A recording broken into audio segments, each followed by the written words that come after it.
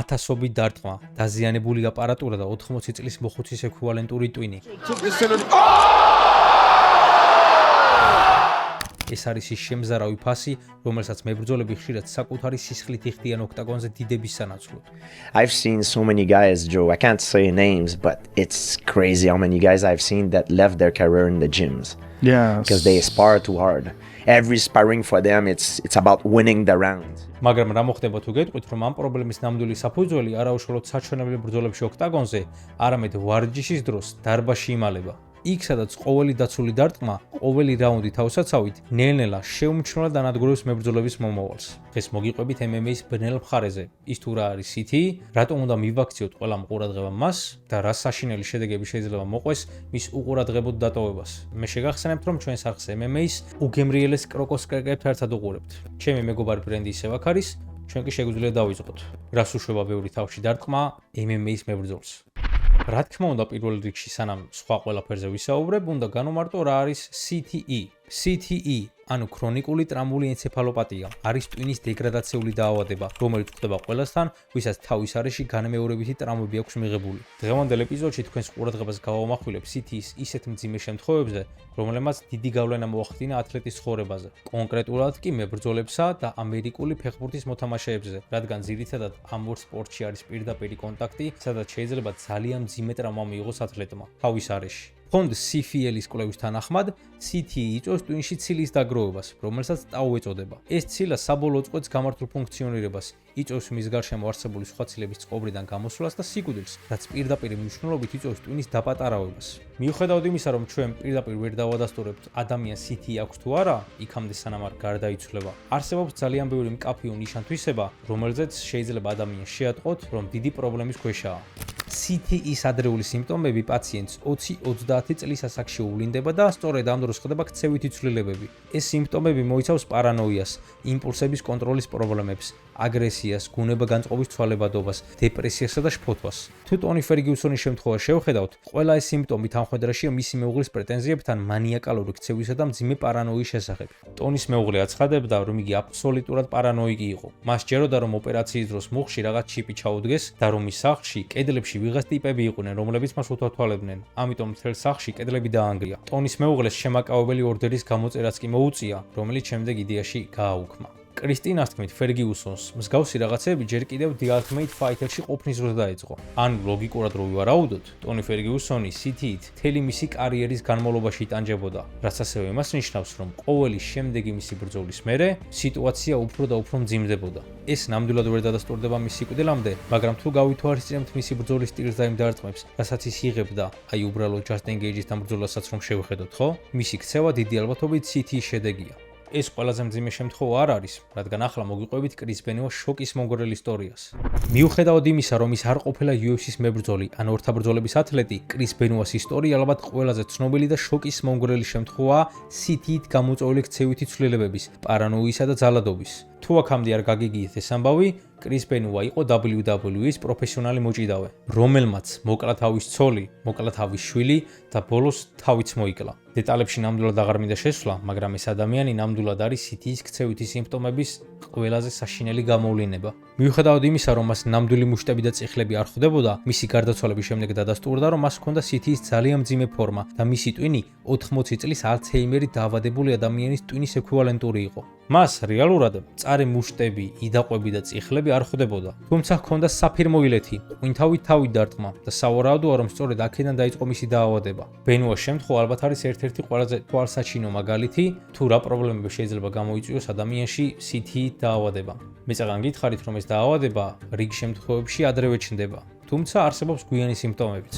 თუ ვინმე გადაურჩება 20-30 წლის ასაკში ძალადობასა და პარანოიას, შემდეგი სიმპტომები 40-50 და 60 წლის ასაკში ვლინდება. ეს მოიცავს მოკლევადიანი მეხსიერების დაკარგვას, მეტყველების აპარატის არევას, დემენციას და ზოგადად კოგნიტური ფუნქციების დაკარგვას. MMA fighting-ის ვიდეოში სპენსერ ფიშერი, UFC-ის ყოფილი მსუბუქწონოსანი, რომელიც კარიერაში დიდ ზიანს იღებდა, დეტალურად აღწერს თავის ცხოვრებას ჩხუბის შემდეგ. მისი კარიერა დასრულდა, როდესაც ექიმებმა ტვინში დაზიანებები და დემენცია აღმოუჩინეს. ის აღწერს თავის ცხოვრებას მძიმე დეპრესიით, თაუბრს ხოვებით, შვილების სახელების დავიწყებითა და მეხსიერების დაკარგვით. მისი ცხოვრების ხარისხი საშინლად გამოიყურება და მარტივი კოგნიტური ფუნქციებიც კი უჭირს. მიუხედავად იმისა, რომ ეს ადამიანი ჯერ კიდევ 49 თუ 50 წლის არის, იგი 70-80 წლის ადამიანს გავს, რომელსაც დემენცია ჭირს. კიდევ ერთი მაგალითი გარი გუდრიჯია, MMA-ის მძიმე წონოსანი, რომელიც UFC-სა და Pride-ის ადრეულ პერიოდში ჩხუბობდა. What happens in the morning when you wake up? I feel like going back to sleep. Can you get a job, or do you feel that there's no job that you'd be able to do? I could get a job, but I'd forget I had the job. You constantly forget on a daily basis, all the time. ვიდეოში დოკუმენტირებულია მისი ყოველდღიური ცხოვრება და ფიშერის მსგავსად, მასაც აქვს მეხსიერების პრობლემები, დეპრესია და უამრავ წამალსვავს, რათა თავი შეიკავოს ადამიანების ცემისგან. ამ ვიდეოებიდან პირადად შეგიძლიათ დაინახოთ, რამდენად გამანადგურებელი შეიძლება იყოს CTE ადამიანისთვის. კარგი, ვისაუბრეთ პრობლემაზე, მიმოვიხილე დეტალები, მაგრამ საინტერესოა, როგორ შეიძლება რომ ეს პრობლემა გადაიჭრას. NFL-ში, ამერიკულ ფეხბურთის ლიგაში, როდესაც 2011 წელს ჯუნიორ სევამ თავი მოიკლა, მისმა ტვინმა აჩვენა მძიმე CTE და დეპრესია, რამაც სუიციდამდე მიიყვანა. ეს მოხდა დეივ დერსონის სიკვდილის შემდეგ. საგულისხმოა, რომ დეივმა იცოდა, რომ ის თავს რაღაც რიგზე ვერ იყო და სიკვდილის წინ ოჯახის წევრებს მისწერა, რომ მისი ტვინი კვლევისთვის გადაეცათ. მას მართლაც აღმოაჩნდა CTE. სწორედ ამ ტრაგიკული შემთხვევის გამო NFL-მა შეცვალა ჩაფხუტები და წესები გაამკაცრა თავობით შეჯახებასთან დაკავშირებით. NFL-ი კარგი, მაგრამ რისი გაკეთება შეიძლება MMA-ის ყველაზე დიდ ორგანიზაციაში? UFC-ს არც იხომ სწორედ მეტოქის ცემაა და ყოველი მებრძოლის პრეროგატივა არის ის, რომ მის მეტოქეს რაც შეიძლება დაუზიანოს თავი. დავუშვათ, თუ მოხდა ისე, რომ თავსაცავები შემოიღეს ბრძოლის დროს, ამას გულშემატკივრების ძალიან დიდი გაბრაზება მოყვება და მართლებიც იქნებიან, იმიტომ რომ ეს სრული სისულელე იქნება და თუ ეს ასე მოხდა, ალბათ ამ სპორტს აღარც მეუყურებ. მაგრამ რა მოხდება თუ გეტყვით, რომ იდეაში თავსაბურავი არაფერ შეცვლიდა დიდად და თუ რას გულისხმობ, ახლავე გაიგებთ. არსებობს მოსაზრება შიშველი ხელებით ჩხუბის საზოგადოებაში, რომ ეს სახეობა უფრო უსაფრთხოა ტვინის დაზიანების კუთხით, ვიდრე ტრადიციული კრივიან MMA. Bare Knuckle Fighting Championship-ის პრეზიდენტის მიერ მოყვანილი კვლევის მიხედვით, ტვინის შერყევა უფრო იშვიათად ხდება შიშველი ხელებით ჩხუბისას. ეს კვლევა აკვირდებოდა მატჩებს 2018-დან 2020 წლამდე და აჩვენა, რომ ტვინის შერყევის პროცენტული მაჩვენებელი შიშველი ხელებით ჩხუბში გაცილებით ნაკლები იყო. ალბათ ლოგიკა ის არის, რომ შიშველი ხელებით ჩხუბისას ბევრად მეტი არის დაზიანება სახის კანზე, ბევრად მეტი სისხლი მოგდის და ბრძოლები მალე მთავრდება. ირონიულია, მაგრამ CTE იდეაში ჩნდება ბევრი თავში დარტყმის შემდეგ და არა რამდენიმე მძიმე თავის დაზიანების მერე. ვინაიდან კრივისა და UFC-ის მატჩები ხელთათმანების გამო უფრო დიდ ხანს გრძელდება, თავში მოხვედრილი უამრავი დიდი თუ პატარა დარტყმა გროვდება და აზიანებს ტვინს. აი სწორედ აქ მივდივართ თავარ დამნაშავემდე.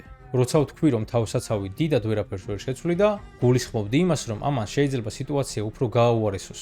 მიუხედავად იმისა, რომ თავსაცავი იცავს კანს და შთანთქავს დარტყმას, ის ვერ იცავს ტვინს სრულად. დაცულობის ცრუშეგრძნების გამო, სპარინგის დროს მებრძოლები შესაძლოა თავში უფრო ხშირად ურტყავდნენ ერთმანეთს. ეს განმეორებითი ბევრი დარტყმა გრძელვადიან პერსპექტივაში შეიძლება ბევრად უფრო საზიანო აღმოჩნდეს, ვიდრე რამდენიმე მძიმე დარტყმა თავსაცავის გარეშე, რადგან ამან შეიძლება სპარინგი მალე შეაჩეროს.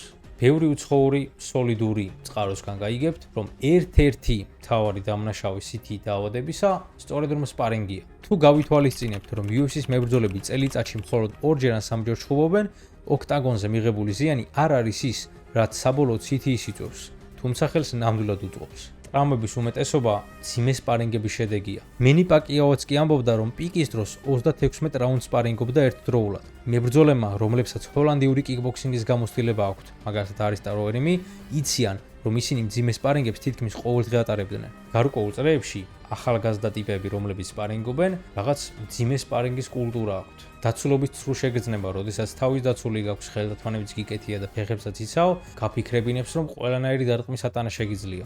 საბოლოოდ, რეალობას რო შევხედოთ, ახლო მომავალში და პრინციპში შორეულ მომავალშიც, დიდად ვერ გავაკეთებთ ვერაფერს ისეც, რომ მებრძოლებს CTE დაავადების შანსი შეუმციროთ. მაგრამ ერთ-ერთი გამოსავალი შეიძლება იყოს ის, რომ მათ სპარინგის კულტურა ცოტათი შეცვალონ. ბევრი მებრძოლისგან გაიგებთ, რომ მას უდიდესი პოტენციალი ჰქონდა, მაგრამ მისი კარიერა დარბაზში დატოვა.